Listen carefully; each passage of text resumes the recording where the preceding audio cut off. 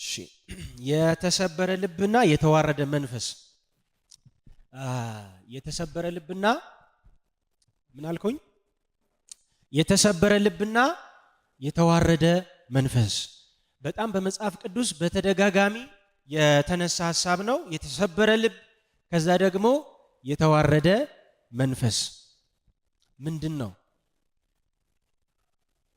ትንሽ አንድ ሁለት ሰው ሶስት ሰው የተሰበረ ልብ ምንድነው? አቤት ምንድነው የተሰበረ ልብ? በእውነት እግዚአብሔርን የሚፈልግ ልብ እሱ የተሰበረ ልብ ነው። እግዚአብሔር ይባርክሽ። ንጹህ ልብ የሆነ እሱ የተሰበረ ልብ ነው። እግዚአብሔር ይባርክሽ። ያዘነ ልብ እግዚአብሔር ይባርክሽ። ራሱን የገዛ ልብ እግዚአብሔር ይባርክሽ።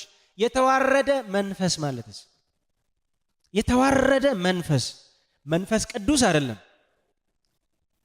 በልብና በመንፈስ ልዩነት አለ። እሺ የተዋረደ መንፈስ ማለትስ ያዘነ መንፈስ እሺ እግዚአብሔር ይባርክሽ። ቃሉ እሺ ክብሩን ያጣ የተዋረደ ኦኬ ሌላ መረዳት ነው። እግዚአብሔር ይባርክሽ። እሺ የተሰበረ ልብ ማለት ለምሳሌ አንድ ሰው ልቤን ሰበረው፣ ልቤ ተሰበረ ሲል ምን እያለ ነው? አዝኗል ማለት ነው። ተክዟል ማለት ነው። በጣም ተከፍቷል ማለት ነው። ልቡ ሲሰበር ማለት ነው። ደግሞ ያዘነ መንፈስ ማለት ምን አይነት መንፈስ ነው? የተዋረደ መንፈስ ማለት የተዋረደ መንፈስ ደግሞ ይሄ ደግሞ በጣም ዝቅ ያለ ባዶ የሆነ እንትን የማይሰማው ትዕቢት፣ ሙላት፣ ኩራት የማይሰማው እሱ አይነት ልብ ባዶ ማን ነው? የተዋረደ መንፈስ ይባላል። ግን በውጭ ባለው ዓለም የልብ ስብራት የሚሆንብን ብዙ ነገር አለ አይደለ? በጣም ልባችንን የሚሰብር ብዙ ነገር አለ። የወዳጆቻችን መለየት ሊሆን ይችላል። የምንፈልገውን ማጣት ሊሆን ይችላል። ያላሰብነው ድንገተኛ ጉዳት ሊሆን ይችላል። ሌላም ግን ልባችንን የሚሰብር ብዙ ነገር አለ። ግን እንደ እግዚአብሔር ቃል እና መንፈሳዊውን የልብ ስብራት ነው ዛሬ የምናየው። ስለዚህ መንፈሳዊ የልብ ስብራት ወይም ደግሞ የተዋረደ መንፈስ ማለት ሌላ ሳይሆን ወይ ዝም ብሎ የስሜት መጎዳት ሳይሆን በመንፈሳዊ ሕይወት ውስጥ ስለ መንፈሳዊ ሕይወታችን ስለ መንፈሳዊ ሁኔታችን የሚሰማን ሐዘን ነው ማለት ነው። ስለ እንጀራ፣ ስለ ዳቦ፣ ስለ ልብስና ስለ ጫማ የሚሰማን አይደለም። ከኔ ጋር ናችሁ? ስለዚህና ስለዛ የሚሰማን አይደለም። ስለ ራሳችን ስለ መንፈሳዊ ሕይወታችን የሚሰማን የሐዘን፣ የስብራት፣ የመከፋት ስሜት ማለት ነው። ዝም ብሎ የተጎዳ ስሜት ማለት አይደለም። መጽሐፍ ቅዱስ በቀጥታ የዓለም ሐዘን ሞትን ያመጣል ይላል። ሁለተኛ ቆሮንቶስ ምዕራፍ 7 ላይ ማለት ነው። ከቁጥር 8 ጀምሮ ስናነበው ምንድነው የሚለው? ምዕራፍ 5 ላይ የመጀመሪያ መልእክቱ ላይ አንደኛ ቆሮንቶስ ምዕራፍ 5 ቁጥር 1 ጀምሮ እንዲህ ይላቸዋል። በእናንተ መካከል በአሕዛብ እንኳን የሌለ ኃጢአት ወይም ዝሙት አለ፣ የአባቱን ሚስት እንኳን ያገባ አለ። ይሄ አይደለም የደነቀው፣ ነገር ግን እንዲህም ሆኖ ታብያችኋል። ይሄ ድንቅ ነገር ብቻ ሳይሆን በጣም ደግሞ የሚገርመው ኃጢአቱ ብቻ ሳይሆን ይሄም ሆኖ ምን ብላችኋል? ምንም እንዳላደረገ ታብያችኋል። ቀና ብላችኋል። አንገታችሁ አልተሰበረም፣ ልባችሁ አላዘነም። ስለዚህ ይልቁንስ እንድታዝኑ አይገባችሁምን ይላል። ምን እንድትሉ? እንድታዝኑ አይገባችሁምን? የአባት ሚስት ማግባትና ዝሙት መገኘት፣ በአሕዛብ ዘንድ የሌለ ኃጢአት በእናንተ ውስጥ መገኘት ይህ ትልቁ ድንቅ ሆኖ እያለ እንዴት አታዝኑም? ትታበያላችሁ። እንደዚህ ብሎ ነግሯቸው ነበርና ኋላ ሁለተኛ ደብዳቤ ሲልክ ቸርቹ ሐዘን በሐዘን ሆኗል። አሜን። ሐዘን በሐዘን ያስመሰግናል። በኃጢአታቸው ምክንያት ስለወቀሳቸው የሐዘን እንባ አጥለቅልቋቸዋልና በጣም ስላዘኑ እንዲህ አላቸው፣ በመልእክቴ ያዘናችሁ ቢሆን አልጸጸትም። ያ ማለት እንኳን አዘናችሁ፣ ያዘናችሁት እንደው ዝም ብላችሁ አይደለም። ለምንድነው ያዘናችሁት? ለንስሐ ስላዘናችሁ በጣም ደስ ብሎኛል። ለምንድነው ያዘናችሁት?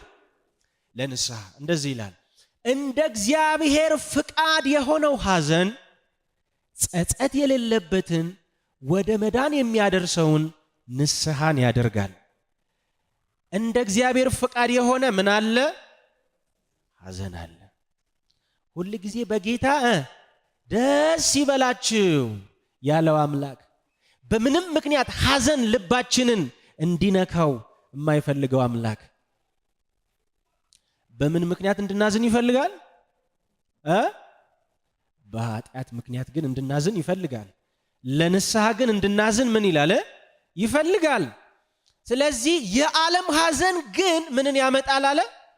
ሞትን ያመጣል። በዓለም ስላለው ነገር ከሆነ ስለዚህና ስለዛ ነገር ከሆነ እምናዝነው ያ ሐዘን ቀጥታ ሞት ነው የሚሰራው። ከኔ ጋር ናቸው አይደል? ያ ሐዘን ሞትን ምን ይላል? ያመጣል። እንደ እግዚአብሔር ፈቃድ የሆነ ግን ሐዘን አለ። ስለዚህ እያወራ ነው ያለው የልብ ስብራትና ይህ የተዋረደ መንፈስ ያዘነ ልብ የሚባለው የስሜት መጎዳት አሊያም በውጭ ባለው ነገር ስላልተሳካልን ስላልሆነልን ነገር ስላጣነው ነገር የሚሰማን ሐዘን ሳይሆን በእውነት በእኛና በእግዚአብሔር መካከል ስላለው ግንኙነት ነው። የተሰበረ ልብ እና የተዋረደ መንፈስ የሚለው ምን እንደሆነ 7 ሐሳብ ነግሬያችሁ ወይም ደግሞ የመጽሐፍ ቅዱስ ጥቅሶችን ጠቁሚያችሁ ጸልየንበት እንጨርሳለን። የመጀመሪያው መጽሐፍ ቅዱስ የተሰበረውን ልብና የተዋረደውን መንፈስ የእግዚአብሔር መሰዋት ነው ይለዋል። ምን ይለዋል? አንደኛ ምን ይለዋል? መልሱልኝ እሺ ስጠይቃችሁ። የእግዚአብሔር ምን መሰዋት? የተሰበረ ልብ የተዋረደ መንፈስ የእግዚአብሔር ምንድነው? መሰዋት ነው። ይህንን ያለው ዳዊት ነው። 51ኛው ምዕራፍ ላይ ቁጥር 16 እና 17 እንግዲህ በኃጢአት ከወደቀ በኋላ ተጸጸተ፣ ንስሐ ገባ። ማረኝ ምልህ ስለ ቸርነትህ ነው አለ። ይቅር በለኝ ምልህ ስለ ምህረትህ ነው እንጂ እኔማ ኃጢአቴን አውቀዋለሁ የሚማር ኃጢአት አይደለም ብሎ ወደ እግዚአብሔር ቀረበ። ከዛ ጠበኛ አንጸኝ ካለ በኋላ ወደ ራሱ ሲመለከት አሁን ለማረኝ ይቅር ላለኝ አምላክ ኃጢአቴን እንደገና ላጠበው እንደገና ድል ለሰጠኝ እንደገና ከዛ ከከፋ ውድቀት አንስቶ በእግሮቼ ላቆመ ምን ልስጣው ብሎ ሲሰማው ይሄንን ቅኔ ከልቡ ፈለቀ። ምን አለ? መሰዋዕትን ብትወድስ በሰጠውህ ነበር። ምን ብትወድ? መሰዋዕት ንጉስ ነው አይጎለው፣ ማንም አያጣም። እንኳን ንጉስ ሆኖ 1000 አውራዎችን አሰልፍልህ ነበር፣ 1000 ኮርማዎችን አሰልፍልህ ነበር። ምን ብትወድ? መሰዋዕት ብትወድ። ነገር ግን እንዲህ ያለ የሚቃጠለው መሰዋዕት ደስ አያሰኝህም። የእግዚአብሔር መሰዋዕት የተሰበረ መንፈስ ነው። የተሰበረውንና የተዋረደውን ልብ እግዚአብሔር ምን አይልም? አይነቅም።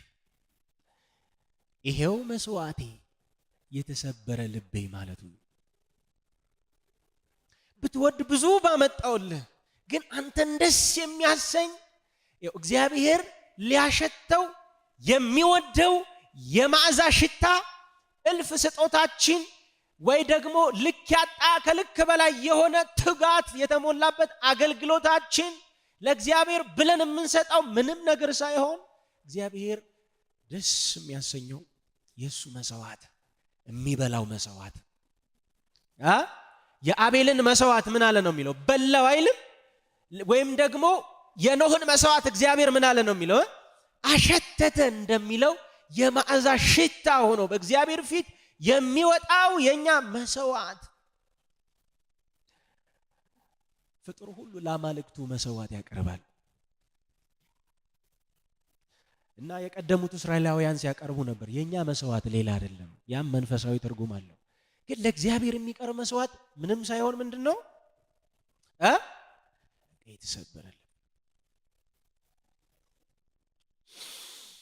በሰማይ ሆኖ ሲያሸተው በጣም ደስ የሚለው አይቶ ደስ የሚሰኝበት ልብ፣ በጣም የሆነ ስህተት የሌለበት ልብ፣ ንጥር ኩልል ያለ ቅዱስ የሆነ የተሰበረ ምን ያለ የተሰበረ። ኦሬዲ ምን ብሏል ዳዊት? ቅዱስ ነው ዳዊት። የነጻ ነው እንጂ ቅዱስ ታጥቦ ነው አይደለ? ታጥቦ ነው። ግን በዛ ሰዓት ምን ያርግ? ቀረበ፣ እጠበኝ አለ፣ ምህረቱን አሰበ፣ ቸርነቱን አሰበ። እሺ ምን ይሰጠው አለ ለእግዚአብሔር? ምንም የሚሰጠው የለም። ይሄ ነው መስዋዕት። ስለዚህ የእግዚአብሔር መስዋዕት ነው በመጀመሪያ። ምን ከኔ ጋር ናችሁ? እሺ የተሰበረ ልብ የእግዚአብሔር መስዋዕት። እግዚአብሔርን ደስ የሚያሰኘው ነገር ምንድነው? የተሰበረ ልባችሁ። ምን ማለት ነው ያለው ታዲያ የተሰበረ ልብ?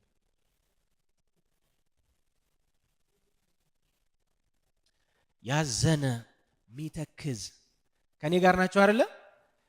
ስለተሰራ ኃጢአት፣ ስላልተኖረ ጽድቅ፣ ስላልተኖረ ህይወት፣ ስለጎደለው የእግዚአብሔር ክብር፣ የእግዚአብሔርን ቃል መለኪያውን እያዩ ከዛ መጉደላቸውን እያወቁ ወይም ደግሞ በግብር ያልተፈጸመ ካለ አኗኗርን እያዩ በእግዚአብሔር ክብር ልክ ለመምጣት የእግዚአብሔር ክብር በህይወታችን እንዲገለጥ የእግዚአብሔር ቃል በህይወታችን እንዲታይ ካልታየም ደግሞ እንዲታይ የሚቋምጥ የሚፈልግ ዘወትር የሚያስብ ያንን ነገር ካልሆነ ደግሞ በዛ ነገር ምን የሚል የሚያዝን የሚተክዝ ሁሉ ሰላም እንደሆነ ሁሉ ደህና እንደሆነ የማያስመስል የሚያዝን።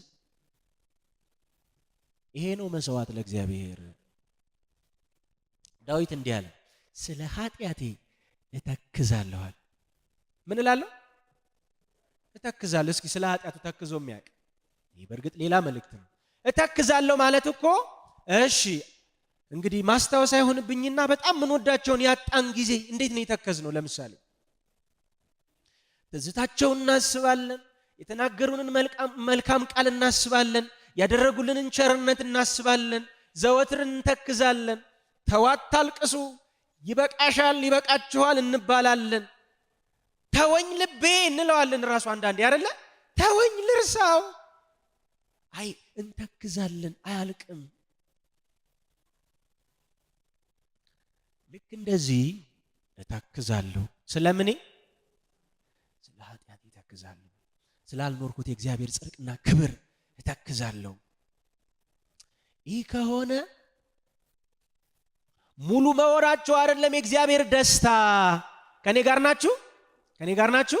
ሙሉ መሆናችሁ አይደለም የእግዚአብሔር ደስታ። ሳትሆኑ በጣም እንደሆናችሁ አስመስላችሁ መኖር አይደለም። ይሄ ካለ አሸተትኩት ይላል እግዚአብሔር። ደስታዬ ነው፣ የመዓዛ ሽታዬ ነው የተሰበረ ልብ። ሁለተኛው የተሰበረ ልብ የእግዚአብሔር መስዋዕት ብቻ ሳይሆን የእግዚአብሔር ትኩረት ነው። ሁለተኛው ምን አልኳችሁ? በቃ የእግዚአብሔር ትኩረት፣ የእግዚአብሔር ልብ የሚከተለው፣ የእግዚአብሔር አይን የሚያየው ወደ ማን ነው? ወደ የእግዚአብሔር ትኩረት ነው። ኢሳይያስ ምዕራፍ 66 ቁጥር 1 እና 3 እንደዚህ ይላል። ኢሳይያስ 66 ቁጥር 1 እና 3 አይዟችሁ። እግዚአብሔር እንዲህ ይላል፣ ሰማይ ዙፋኔ ነው፣ ምድርም የእግሬ መረገጫ ናት። የምትሰሩልኝ ቤት ምን አይነት ነው? የማርፍበት ስፍራ ምንድነው? እነዚህን ሁሉ እጄ ሰርታለችና እነዚህን ሁሉ የኔ ናቸው ይላል እግዚአብሔር። ነገር ግን ወደዚህ ወደ ትሁቱ መንፈሱም ወደ ተሰበረ በቃሌም ወደሚንቀጠቀጥ ሰው ምን እላለሁ? እመለከታለሁ። መቅደሱ ተሰርቶ ያለቀ ነው። ግን ምንድነው ለኔ የምታስቡልኝ ነገር? ምንድነው ለኔ ልትሰሩልኝ የምታስቡት ነገር? መኖሪያ ታስባላችሁ? መኖሪያ የት ነው? ቆይ መኖሪያን ያበጀ መኖሪያ ያስፈልገዋል ታስባላችሁ? እግዚአብሔር ለመኖር ሰማይ ያስፈልገዋል? ይህን ስልክ የፈጠረው ሰው የዚህ ስልክ ውስጥ ነው የሚኖረው? ይኖራል እዚህ ስልክ ውስጥ? ሰማይን የፈጠረ ፍጥረትን የፈጠረ ያለ መኖሪያ የሚኖር አምላክ ነው። ክብር ለእግዚአብሔር ይሁን። ይሄ ለአእምሯችሁ ጭንቅ ነው፣ ለእናንተም ብቻ አይደለም፣ ለኔም ጭንቅ ነው። ለኔም ከመረዳት ያልፋል። እግዚአብሔር ግን እንደዚህ ነው። ለመኖር መኖሪያ ምን አይለውም፣ አያስፈልገውም። ሰማይ ያለ መኖሪያዬ ነው፣ ቀደስኩት ለመኖሪያዬ ብዬ። በሁሉም ቦታ ግን ይገኛል አይገኝም? ምድሬ ደግሞ የእግሬ መረገጫ ነው ማለት እኮ ምድር እኮ ጫማዬ ሞልተዋለች ማለት ነው። ግልጽ ነው። ምድሬ ሞልተዋለች፣ እግሬ ሞልተዋለች። ምን ብዙ ነገር ታስባላችሁ። ለኔ የምትሰጡኝ ነገር ምንድነው? የምትሰሩልኝስ ቤት ምንድነው?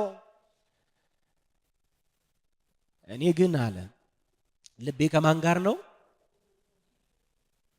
ልቤ ከማን ጋር ነው? አትልፉ። ልቤ በብልሃትና በድንቅ በተሰራ ቤተ መቅደስ ውስጥ አይደለም። አትልፉ። ለኔ ተብሎ በሚከፈል ትልልቅ ነገር ውስጥ አይደለም። ልቤ ከማን ጋር ነው? ከናንተ ጋር አይደለም። ከማን ጋር ነው? ትሁት ከሆነው ጋር ነው ልቤ። አትልፉ። የተዋረደና የተዋረደ ልብ፣ የተዋረደ መንፈስ፣ የተሰበረ ልብ ካለው ጋር ነው ልቤ። ሲቀጥል እንደዚህ ያለ በሬን የሚያርድልኝ ሰው እንደሚገድል ነው። በሬ ረድ ያለ ማን ነው ብሏል አላለም? እግዚአብሔር ኮርማምጡ ብሏል አላለም? ያለ ልብ የምታረጉት ከሆነ ትህትና የለም፣ የተዋረደ ልብ የለም፣ የተሰበረ ልብ የለም፣ የተዋረደ መንፈስ የለም። ኮርማ ታመጣለህ፣ ግን በፊቴ ስታደርገው ሰው እንደ መግደል ነው። ይሄ ቀላል ነገር ነው።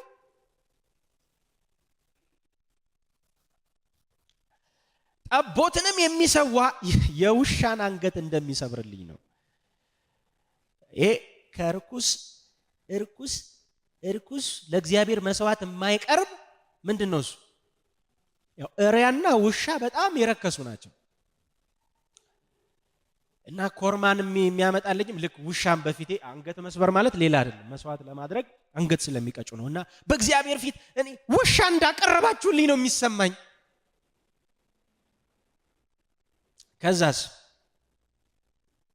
የእህልን ቁርባን የሚያቀርብ የእሪያን ደም እንደሚያቀርብ ነው።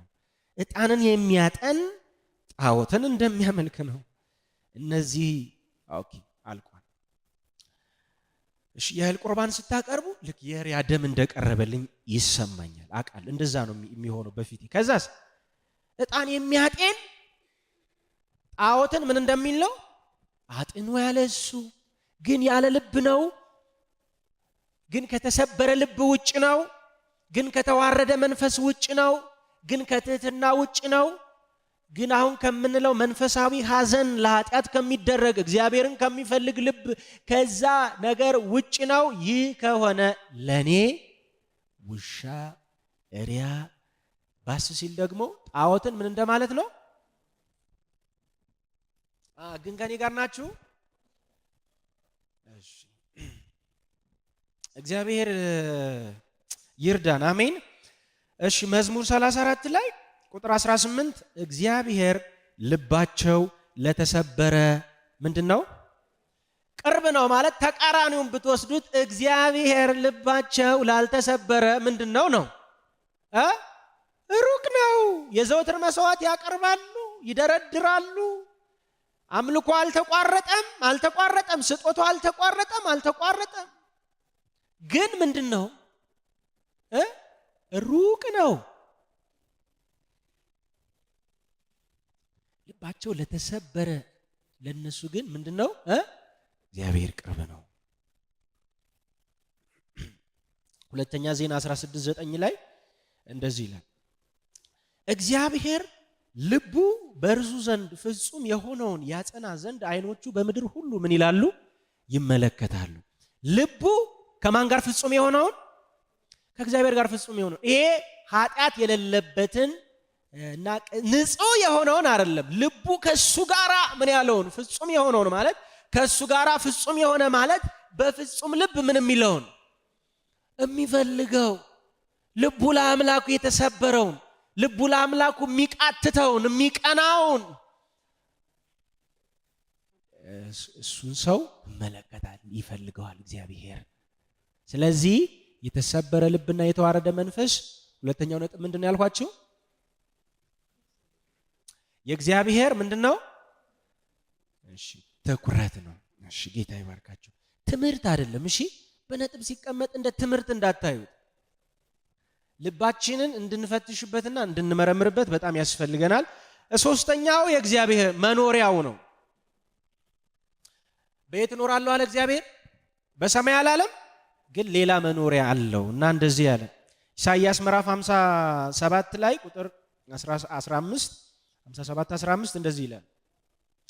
ለዘላለም የሚኖር ስሙ ቅዱስ የሆነ ከፍ ያለው ልዑል እንደዚህ ይላል፣ የተዋረዱትን ሰዎች መንፈስ ሕያው አደርግ ዘንድ የተቀጠቀጠውንም ልብ ሕያው አደርግ ዘንድ የተቀጠቀጠና የተዋረደ መንፈስ ካለው ጋራ በከፍታና በተቀደሰ ስፍራ እቀመጣለሁ። አሁን ምን አለ እግዚአብሔር? እንደዚህ ይላል። የትኛው እግዚአብሔር? ምን አይነቱ እግዚአብሔር? ስሙ ቅዱስ የሆነ እግዚአብሔር። ስሙ ቅዱስ የሆነ እግዚአብሔር ብቻ ሳይሆን ከፍ ከፍ ያለው እግዚአብሔር እና ማንም ሊደርስበት በማይችል ዙፋን የሚኖር ከፍ ያለው እግዚአብሔር። ከፍ ያለው ብቻ ሳይሆን ቅዱሱ፣ ንጹሑ፣ ኃጢአት የማያውቀው ከኃጢአት ጋር ምንም ህብረት የሌለው አምላክ እሱ ግን በየት እኖራለሁ ይላል? በየት እኖራለሁ? በሰማይ የሚኖረው ቅዱሱ አምላክ አሁን በየት እኖራለሁ? በልብ ብቻ ሳይሆን በምን አይነት ልብ? በተሰበረ መንፈሱ ወደ ተሰበረ በቃ ወደሚንቀጠቀጥ እሱ መኖሪያዬ ነው። ግን ምን አለ? የተዋረደው መንፈስ ከፍ አደርግ ዘንድ። ደስ አይልም? የሚገርማችሁ ይህንን ልብ የተቀደሰ ስፍራ ብሎ ይጠራዋል። ቅዱስ ነው ልቡ፣ ቅዱስ ነው ልቡ። ከኃጢአት ነፃው የሚል ማን አለ? አሁን ማን አለ? አለ? አይታወቅም። ኑሮ የጨረሰ አለ ተብሎ ተጽፏል። ደግሞ ንጹህ ነኝ ከኃጢአትም ጠራሁ የሚል ማን ነው ተብሎ ተጽፏል።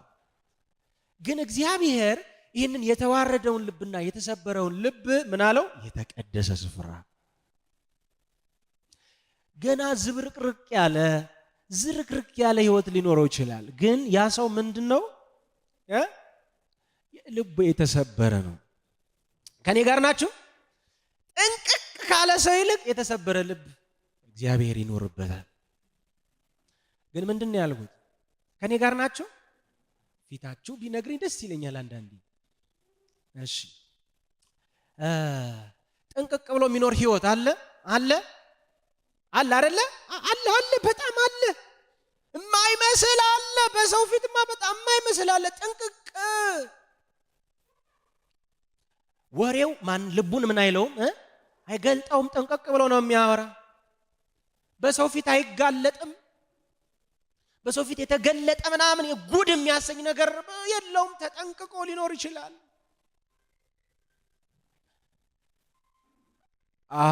ፈሪሳውያንን ልባችሁን ግን እግዚአብሔር ያውቃል አላላቸውም? አሁን እሺ ጽድቃችሁ ከፈሪሳውያን ጽድቅ ካልበለጠ ማለት እኮ ለኛ እኮ ተስፋ የለውም ማለት ነው። በእነሱ አይነት ከሆነ መንገዱ አካሄዱ አይደል?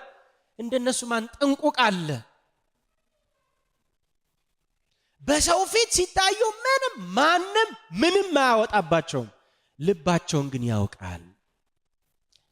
እና እግዚአብሔር ከዚህ ከጥንቁቁ መጠንቀቅ ጥሩ አይደለም ወደሚለው ትምህርት አይደለም የሚሄደው። ይሄ ሌላ ሐሳብ ነው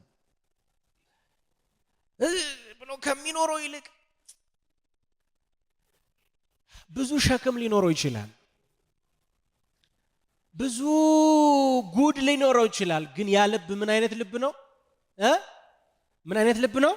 የተሰበረ ልብ ከሆነ፣ መንፈሱ የተዋረደ ከሆነ፣ እግዚአብሔርን የሚቃትት የሚጠማ ከሆነ፣ በእግዚአብሔር ቃል የሚንቀጠቀጥ ከሆነ ያ ልብ የእግዚአብሔር መኖሪያ ነው፣ ደግሞም የተቀደሰ ስፍራ ይለዋል። ልዑል ማደሪያውን ቀደሰ። አንብባችሁታል? ልዑል ምኑን ቀደሰ? ማደሪያውን ቀደሰ ተብሎ ተጽፏል። ሰማይን ቀድሶ ኖረበት። ካስታወሳችሁ ደግሞ አንዲት ግራር እንጨት እሾሃን አራግፎ ምናምን አስጠራረበና ምን አለበት? ክብሩን ገለጠበት። በእኛም ልብ ውስጥ ስለተቀደስን አይደለም የሚገባው። አሜን፣ ክብር ለእግዚአብሔር ይሁን።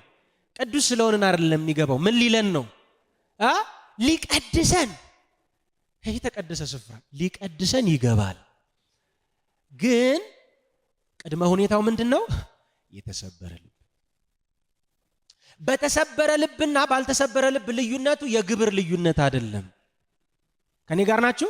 የሥራ ልዩነት አይደለም፣ የባህሪ ልዩነት አይደለም፣ የሆነ የልምምር ልዩነት አይደለም። በተሰበረ ልብና ባልተሰበረው ያለው ልዩነት በቃ ያኗኗር ምናምን አይደለም። ይሄኛው ቅድመ ሁኔታውን ጨርሷል። እግዚአብሔር ገብቶ ምን እንዲልበት? እንዲቀድሰው፣ እንዲለውጠው፣ እንዲጠግነው ቅድመ ሁኔታውን አሟልቷልና ያንን መኖሪያ ነው። አራተኛው ሶስተኛው ምን አልኋችሁ? ከኔ ጋር ናችሁ? እሺ ጌታ ይባርካችሁ። አንደኛው የተሰበረ ልብ ማለት ምን ማለት ነው አለን? የእግዚአብሔር ምን በቃ እንግዲህ ለእግዚአብሔር ምንም የምትሰጡት የላችሁም፣ የለንም። ምናችን ነው የምንሰጠው? በቃ እግዚአብሔርን ደስ የሚያሰኝ ስጦታ ምን ልስጥ? ከሁሉ ይልቅ ደስ የሚያሰኝ ስጦታ ምኔ? የተሰበረ ልቤ። እሱን የሚፈልግ እሱን ሲያስብ ውሃ የሚሆነውን ልቤ እሱ ሽታው ነው። ሁለተኛ የተሰበረ ልብ ምንድነው? የእግዚአብሔር ትኩረት። ሶስተኛ የተሰበረ ልብ ምንድነው? የእግዚአብሔር መኖሪያው ነው። አራተኛ እግዚአብሔር የሚፈልገው እውነተኛ አምልኮ ነው። ምን አልኩኝ?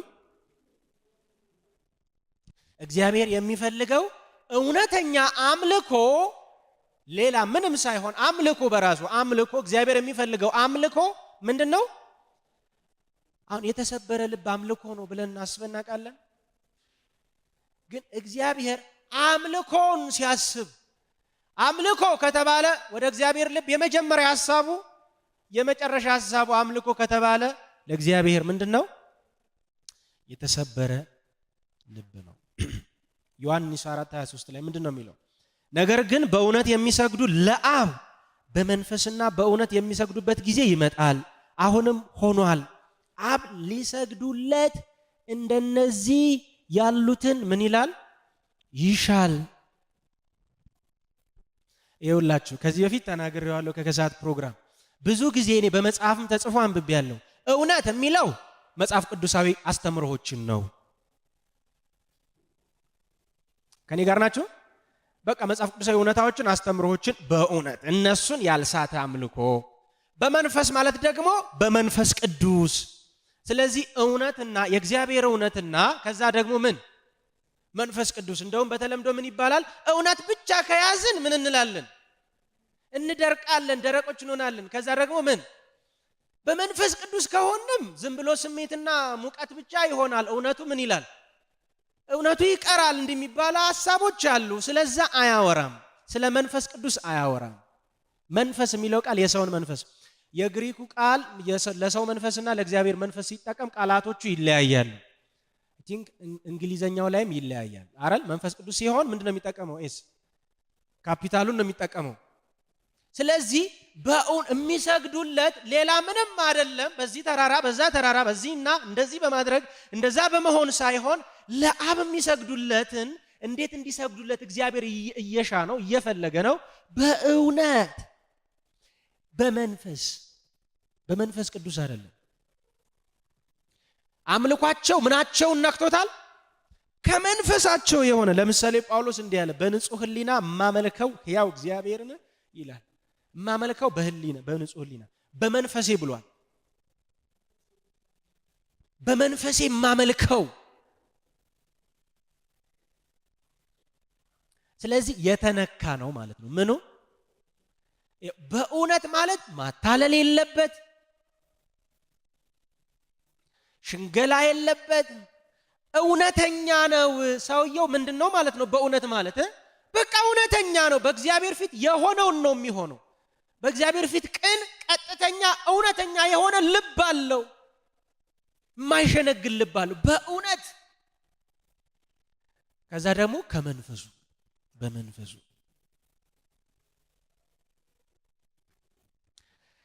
እሺ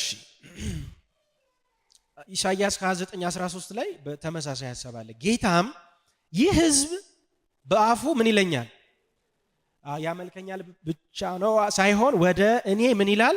ይቀርባልና በከንፈሮቹም ያከብረኛልና ልቡ ግን ከኔ የራቀ ነው። በጣም የተለመደ ጥቅስ ነው አይደለ? በአፉ ወደ እኔ ምን ይላል? ይቀርባል። ከአፉ የራቅኩ አይደለሁም። ስሜ ከአፉ የራቀ አይደለም። ማንኛውም ነገር አፉና እኔ ምንም እንትን የለንም፣ ርቀት የለንም። በአፉ ቀርቦኛል። የሚታይ ነገር ነው የሚወራ ነገር፣ እሱ ምንም ሱጋ ችግርና የምሰጠው ማሳብ የለኝም። በአፉ ምን ብሎኛል? ቀርቦኛል። ደግሞም በከንፈሩ ያከብረኛል።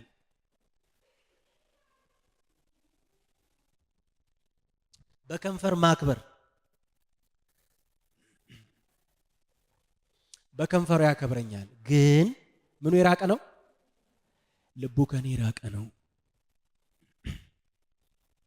ይኸውላችሁ የአምልኮት መልክ አላቸው፣ ምኑን ግን ክደዋል ነው የሚለው አይሎ። አዎ መልኩ አለ፣ ቅርጹ አለ፣ ሁሉ ነገር አለ፣ ሁሉ ነገር አለ። ግን ምን የለም? ልብ የለም። ልብ ሩቅ ነው። መንፈስ አልተገኘም፣ ውስጥ አልተገኘም ውስጥ።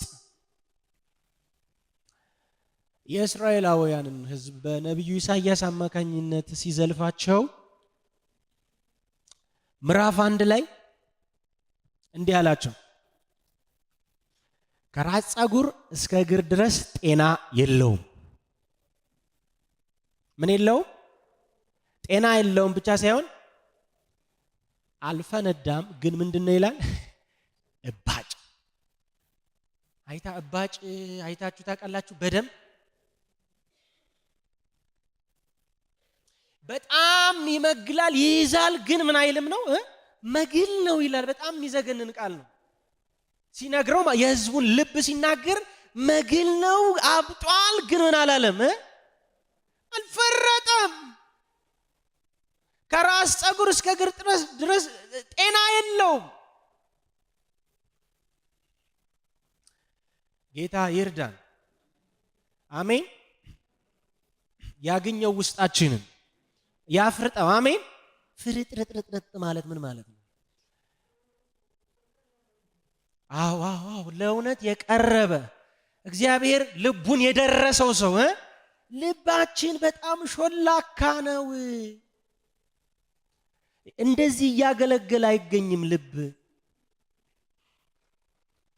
ዘምሮ አይገኝም። ልብ ብዙ ጊዜ አገልግሎ አይገኝም። ልብ ብዙ ዘመን ለመንፈሳዊ ስርዓት ታማኝ ሆኖ ጎንበስ ቀና ብሎ ልብ አይገኝም። ሩቅ ነው። ግን በእውነት ያመለኩት እነማን ናቸው? ልባቸው የተሰበረ አመለኩት። በቃ ጨረሱ። ስለዚህ እግዚአብሔር የሚሻው እውነተኛ አምልኮ እሱ የተሰበረ ልብ ነው። አምስተኛው እግዚአብሔር የሚምረው ልብ ነው። አሁን ይሄንን ስል በሐዘን ነው የምናገረው። እግዚአብሔር ምን የሚለው ልብ የሚምረው ምህረት የሚያደርግለት ልብ የትኛውን ልብ ነው?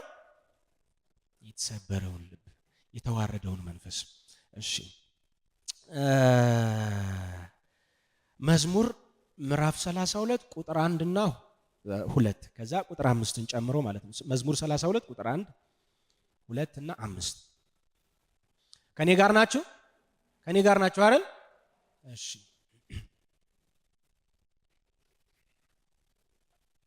አንድ ሰው እየሰማኝ ነው ብዬ ከምቀጥል እየቀሰቀስኳችሁ ብንቀጥል አይሻልም?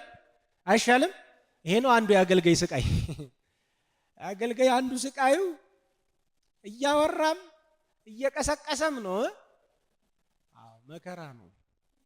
አገልጋይ ደስታ ነው። እንደዛ ማለት አይደለም። ጌታ ይባርካችሁ። እሺ ይኸውላችሁ ምን ይላል መሰላችሁ? መዝሙር 32 መተላለፉ የቀረችለት ኃጢአቱም የተከደነችለት ሰው ምስጉን ነው። እግዚአብሔር በደሉን የማይቆጥርበት በመንፈሱም ሽንገላ የሌለበት ሰው ምስጉን ነው። ይኸውላችሁ እግዚአብሔር ኃጢአቱን የተወለት ሰው እግዚአብሔር በደሉን የማይቆጥርበት ሰው ካለ በደንብ ስሙ። እግዚአብሔር ኃጢአቱን የሚይዝበት እግዚአብሔር በደሉን የሚቆጥርበት ሰው አለ።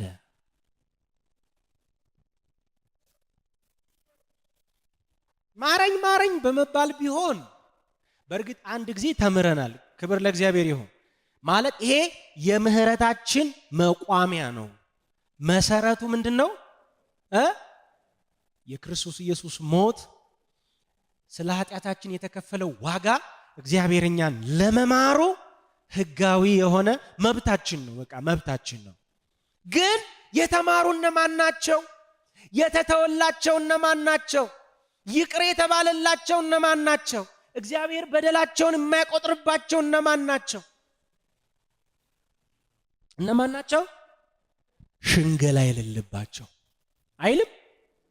እግዚአብሔር ኃጢአቱን የማይቆጥርበት ሰው ምን አይነት ሰው ነው? ይሄው እሺ ቁጥር 5 ላይ ኃጢአቴን ላንተ አስታወቅኩ በደሌንም አልሸፈንኩም፣ ለእግዚአብሔር መተላለፌን እናገራለሁ አልሁ። ከዛ አንተ የልቤን ኃጢአት ምን አልክልኝ? እስኪ ተውህልኝ በሉ። ተውህልኝ። የልቤን ኃጢአት አንተ የተውህልኝ። ሌላ ምንም ታምር ተፈጥሮ ሳይሆን አንተ የምሕረት አምላክ ስለሆንክ ነው። በእርግጥ ስለምትምረኝ ነው፣ መሐሪ ስለሆንክ ነው። እኔ ግን ስለተናገርኳት ነው። እኔ ግን ሽንገላ ስለማላውቅ ነው። አልሸነግልም። እንዴት ሸነግላለሁ? በፊት እውነተኛ ሆኜ እቀርባለሁ። ተሸክመን እንዳንኖር ጌታ ይርዳን። አሜን። በቃ ያልተማረ ሰው ያልተማረ አገልጋይ አለ። እግዚአብሔር ያልማረው አገልጋይ ማለት ነው። እየሰማችሁ ነው? ግን ሽንገላን የሚያውቅ የተሰበረ ልብ የሌለው የለመደ ይለመዳል። ሁሉ ነገር ቀላል ነው። አይለመድም። አይለመድም። ይሄ መንፈሳዊ ስርዓት በጣም ቀላል ነው። ለማስመሰል በጣም ቀላል ነው። ሆኖ ለመታየት በጣም ቀላል ነው። ግን ያልተማረ ቅድም አንድ ጥቅስና ስንት ነበር? ይኸውላችሁ ትላልቅ አገልጋዮች ናቸው። በእጃቸው ድንቅና ታምር ምን ብሏል? ተፈጽሟል። የሆነ ድሮን የሚታየኝ የሆነ ሐሰተኞች ስንባልም ስለነበረ እንደው አንዳንዴ ከሌላ ቤተ እምነት ጋር ደብልቅ እነሱ ናቸው ምናምን ነው የምለው። እነሱ ናቸው እንደዚህ እያረጉ እንትን የሚሉ እየፈወሱ በእንትን ነው የሚፈውሱትም ይሆናል።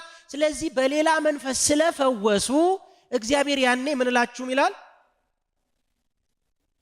አላውቃችሁም የሚላቸው እነሱ ናቸው ብዬ እታለል ነበር።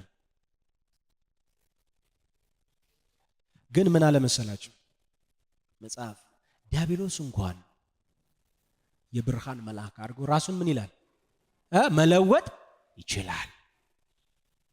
እነዚህ ክፉ አገልጋዮችም ደግሞ ይልና ራሳቸውን እንደ ጽድቅ አገልጋይ አድርገው ራሳቸውን መግለጥ ይችላል። የጽድቅ አገልጋይ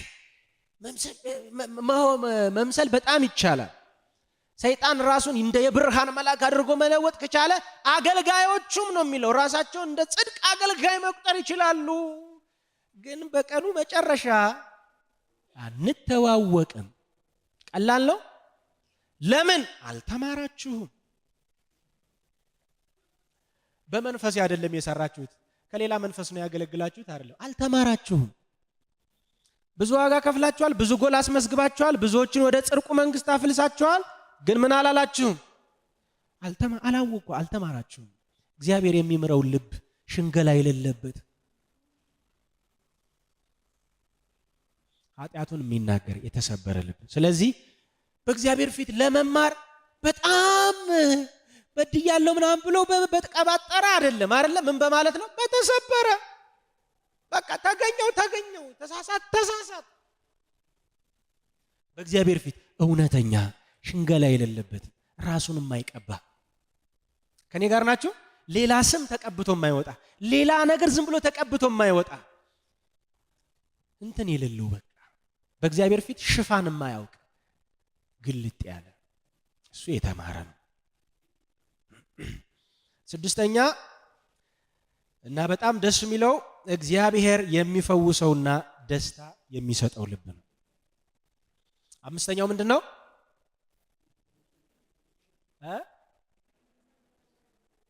እኮ የተሰበረ ልብ ብለናል። መጀመሪያ የእግዚአብሔር መስዋዕት ነው። ሁለተኛ የእግዚአብሔር ትኩረት ነው። ሶስተኛ ደግሞ የእግዚአብሔር መኖሪያ ነው። አራተኛ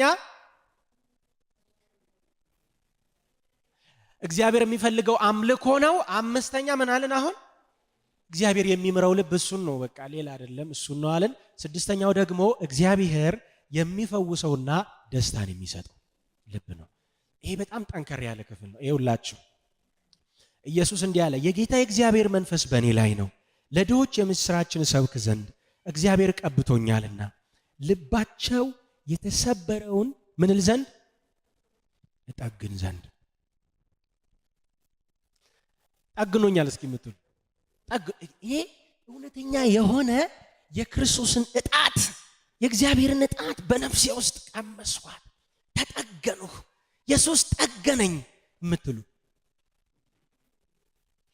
ችግራችሁን አይደለም እያልኩ ያለሁት፣ ሰባራ አካውንት አይደለም እያልኩ ያለሁት፣ ጠገና አይደለም። ግልጽ ነው አይደለ? የተሰበረ ጤናን እያልኩ አይደለም። የተሰበረ ጤና፣ የተሰበረ ፋይናንስ፣ የተሰበረ ሌላም ነገር ነፍሴ ጠገናት። አሁን በደንብ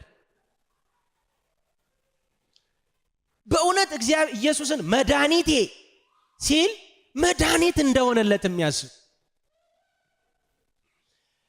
መጠገንን አናውቅም መሰበርን ካላወቅ። ብዙ ሰው እውነተኛ የሆነ መንፈሳዊ ልምምድ የማይኖረው ለምንድን ነው? መሰበርን አያውቅም። መሰበር ረጅም ጊዜ ነው የሚኖረው፣ ግን ረጅም ጊዜ ነው የእግዚአብሔር ስም የሚጠራው፣ ግን ረጅም ጊዜ ነው በእግዚአብሔር ቤት የሚኖረው፣ ግን መጠገን ምን አይባልም፣ አይታወቅም። ለምን? መሰበር የለም። ባይዘዌ ኢየሱስ አያስፈልገውም ለእንደዚህ አይነት ሰው ማለት ነው ባጭሩ። እኔ ለምኖች ነው የመጣው አለ ኢየሱስ። ለበሽተኞች አለ አይደለ? ለበሽተኞች መጣው አለ። ሰውየው ወይም ሰውየዋ ጤነኛ ከሆኑ ምን ያለ መድኃኒት መኖር ጀምረዋል ማለት ነው። ያለ መድኃኒት መኖር ተጀምሯል። ኢየሱስ ለእናንተ እውነተኛ ኢየሱስ የሚሆነው መድኃኔ ዓለም ለእናንተ እውነተኛ መድኃኔ ዓለም የሚሆነው ስብራትን ስታው። ብዙ ሰው ለምንድነው ከአፋችን ጣፋጭ ቃላቶች የማይወጡ? ስለ መስቀሉ ስናወራ፣ ስለ ኢየሱስ ክርስቶስ መድኃኒትነት ስንተርክ ለምንድነው ስለ ቃላት ጨዋታ ሳይሆን ግን ልብ ለምንድነው ሐሴት የማያደርገው? የለም መሰበር የለም። ስለ ሌላ ነገር ስናወራ በጣም የሚፈታቱ አንደበቶቻችን ስለ ክርስቶስ ፍቅር ሲያወሩ የሚቆላለፉት በእርግጥ እንደምንለው ቃላት የለኝም እንደምንለው አይደለም። እንደዛ ነው የምንለው። ለመግለጥ ምን ይለኛል? ግድ የለም ግለጡ ብንባልስ? እንደው ግድ የለም ግለጡ እስኪ አንድ ሁለት ለማለት ግድ የለም አንዱን ውስጥ ላይ የለም። እንዲህ ተብሏል እኮ ውሆችን ከመድኃኒት ምንጭ ይቀዳሉ። እንዴት ደስ ይላል! እግዚአብሔር የሆኑቱ ከምን ምንጭ? ከመድኃኒት ምንጭ። ኢየሱስ የመድኃኒት ምንጭ ነው። ስለዚህ የተማረ ብቻ ሳይሆን እግዚአብሔር የሚፈውሰውና ደስታን የሚያውቅ ከደስታ ጋር ምን ይገናኛል? እሺ ልባቸው የተሰበረውን ጠግን ዘንድ እያለ ይቀጥላል። ኢሳይያስ 61 ማለት ነው ቁጥር 1 እስከ 3 ልባቸው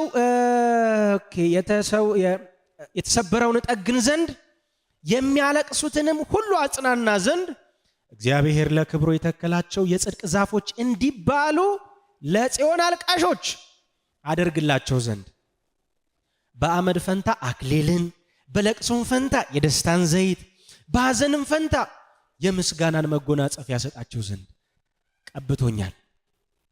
ኢየሱስ ነው ያለው።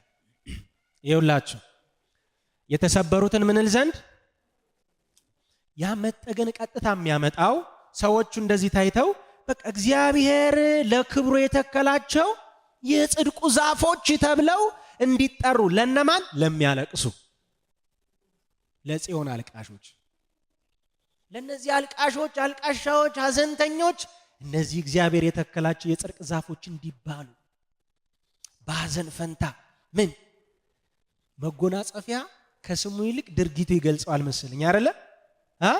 ትልቅ መጎናጸፊያ ስትለብሱ አስቡት። ስለዚህ የምን መጎናጸፊያ?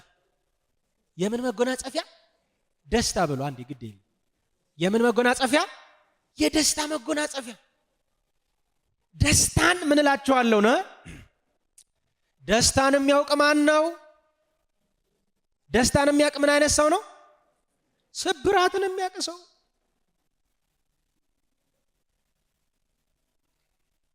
ደስተኞች ነን ብዬ ሁላችንም ልደመድም ይቸገራለሁ። በእውነት በጌታ ደስ እንሰኛለን። ማንኛውም ዓለማዊ ሐዘን ሊነጥቀው የማይችል እግዚአብሔር ደስታ አለን።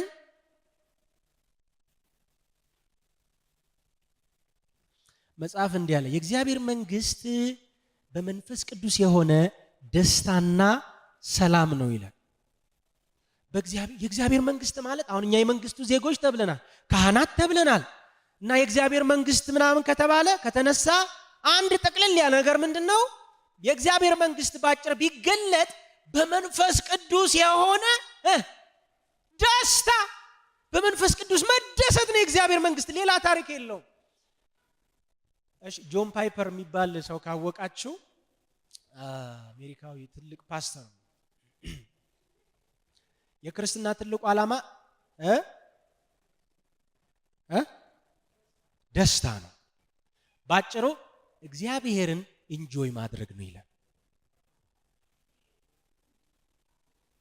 እግዚአብሔርን ምን ማድረግ ነው?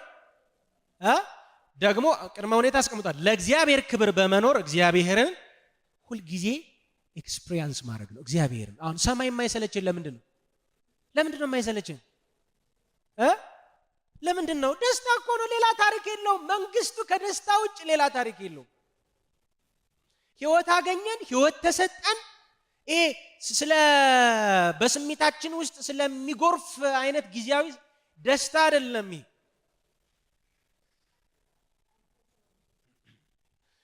ከዚህ በፊት አንድ ጊዜ ተናግሬ ያለው መሰለኝ። ምዕራባውያን አንድ ትልቅ ሐሳብ አቅርበዋል። ሰማይን የሚጠሉበት ምክንያት ምንድነው? አሰልቺ ነው ይላል። ምንድነው? አሰልቺ ነው። እንዴ ዘላለም ኑሮው ነው አሸንፈውታል አይደለ? እኛ ነን አሁን በዛ ምን የለም እንላለን። ረሃብ የለም፣ ችግር የለም፣ ሐዘን የለም። ያው ሐዘን በብዙ ገንዘብ እንትን ባይባልም ግን አንዳንዱን አሸንፈውታል። እና ምን ዘላለም መኖር፣ አረ ዘላለም ያስጠላል። በሰማይ እንዲህ አይነት ሰማይን ሲስልሏቸው ራሱ ደስ አይላቸውም። ማለት አእምሯቸው ላይ ያለውን ኑሮ እየኖሩት ነው። ሰው የሚያስበውን ከኖረ ሰማይ ምን ያጓጓል? ቆይ አንዳንድ ለአብዛኞቻችን በምኞት መቃብር ነው የምንኖረው። አብዛኞቻችን እየተመኘን ላናገኝ እንችላለን። አብዛኛውን ምኞት ሚት አድርገውታል። ሰማይ ምን ትርጉም ይኖረዋል እነሱ? ስለዚህ ምንድነው ይላሉ? ምንድነው? ወደፊትም ዘላለምም ሆነ አሁን መንግስቱ ምንድነው? በመንፈስ ቅዱስ የሆነ ምን ደስታ። እኔ የምሰጣችሁ ደስታና ሰላም እኮ ዓለም እንደሚሰጣችሁ አይደለም የሚለው ቃል ከልባችን ተወስዶብናል። በጣም የለም። ኢየሱስ እንደ ደስታ ሰጭ እኮ አይሰበክም። አንድ ሰው እኮ ተነስቶ መድረካችን ላይ ከዚህ ተረፍኩ እንጂ እኮ ኢየሱስ ደስታ ሰጠኝ የሚል መስካሪ አላጣንም። ስለዚህ ደስታ የእግዚአብሔር መንግስት ትልቁ ዋና ቁም ነገር ነው። ግን ደስተኛ ማን ነው? ደስተኛ ማን ነው? የተሰበረ ልብ ያለው፣ የተዋረደ መንፈስ ያለው። ቻርልስ ስፐርጀንን የምታውቁት ታላቁ ሰባኪ በመባል ይታወቃል። እንደዚህ ያለ ማለት ከማስተዋል የሚያልፈው ደስታዬ፣ በቃላት የማጣለት ደስታዬ እና መስፈሪያ የሌለው ደስታዬ ስለ ኃጢአቴ በእግዚአብሔር ፊት በእንባ የምጠመቅበት ወቅት ነው አለ። የትኛው ወቅት? መስፈሪያ የሌለው ደስታ ኃጢአቴን ይዤ በእግዚአብሔር ፊት ስቆም እና ያኔ በእንባዬ ስታጠብ ያኔ የሚሰማኝ ደስታ መስፈሪያ የለው። ቶማስ ዋትሰን የተባለ ደግሞ የንስሐ እንባዎች ሁለት ጣዕም አላቸው ይላል። አንደኛው ጣፋጭ ነው፣ ሌላው ምንድነው? መራራ ነው።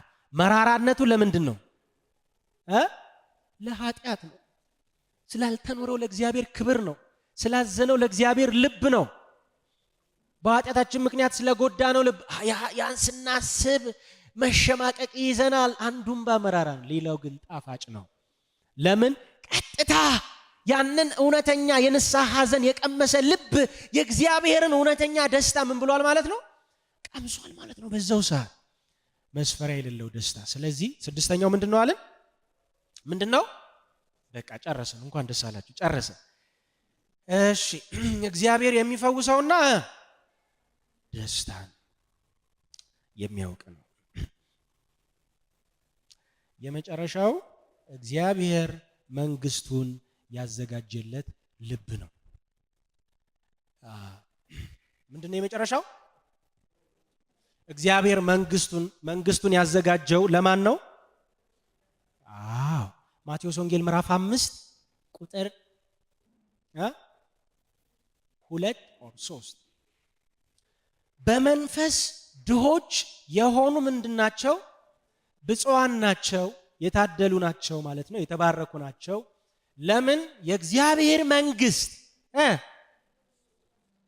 ለነርሱ ናትና። በመንፈስ ድሆች ማለት ለምሳሌ መንፈስ ቅዱስን የሚጠሙ ተብሎ የተጠጋጋ ትርጉም ተሰጥቶታል። መንፈሳቸው ምን የሆነ ማለት ነው? ድሃ የሆነ ባዶነት፣ ከእግዚአብሔር መንግስት፣ ከእግዚአብሔር ጽድቅ፣ ከእግዚአብሔር ክብር አንጻር የሚሰማቸው ያ ጥልቅ ባዶነት፣ ያ ጥልቅ መሻታቸው እንደነሱ ላሉ ነው። በቃ ይሄንን ያለው የሚገርማችሁ ኤለን ዋይት በጣም አስቀምጠዋለች። በኑሮ ምስቅልቅሎሽ ህይወታቸው ተመትቶ ነፍሳቸው ዝላ ድክም ብለው ግን ደግሞ ቀኑን ሙሉ ከሱ ጋር ይበልጣል ይሻላል ብለው እናቶች መበልቶች ተከትለውት መጥተው ነበር። ሁኔታቸውንና ኑሯቸውን ጥፍንግ አድርጎ ከያዘው ወቅታዊ ችግራቸው በላይ አንድ ሰማያዊ ነገር፣ ሰማያዊ ጸጋ ነፍሳቸውና ልባቸው ውስጥ ገብቶ የሚያረካቸው የሆነ አንድ ነገር ይጠሙ ነበር ትላለች። ይህን ጥማት አይቶ እነዚህ ብፁዓን ናቸው። መንግስቱ የተዘጋጀው ለማን ነው? በቃ ለነሱ ነው። አንድ ጊዜ ብለነው እንጨርሳለን። የመጀመሪያው በቃ ጸልየን ነው የምንጨርሰው። የመጀመሪያው የእግዚአብሔር መስዋዕት ነው፣ የተሰበረ ልብ። ሁለተኛው እኔም ረስቼዋለሁ፣ አይዟችሁ። እሺ፣ ሁለተኛው ምንድነው? የእግዚአብሔር ትኩረት ነው። ሶስተኛው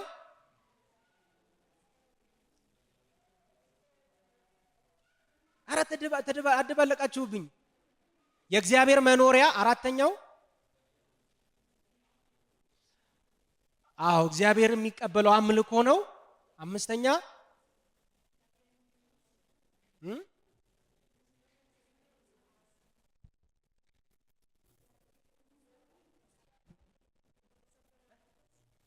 እግዚአብሔር የሚምረው ይቅርታ የሚያደርግለት።